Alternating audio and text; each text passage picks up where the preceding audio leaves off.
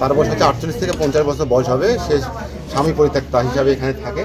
তার এটা হচ্ছে তার বাবার বাড়ি, কিন্তু এটা তার বোনের বাড়ি। এই বাসায় সে থাকে, মাঝে মাঝে সে ঢাকা থাকে। তার এক কন্যা, উনিও ঢাকা থাকেন। তো গত 1 থেকে 1.5 মাস আগে নাকি সে ঢাকা অবস্থান করছিল। গত 4 দিন আগে এখানে এসেছে। আজকে সকালবেলায় ওনার ভাতিজা ওনাকে ডাকাডাকি করছে, যখন পায়নি তখন তার ভাইকে বলে তার ভাই এসে এই দরজা জানলা বন্ধ অবস্থায় মেন গেটটা খোলা অবস্থায় পায়। পাশাপাশি সে দেখে যায় এই তার মৃতদেহ তার বিছানার উপর পড়ে আছে।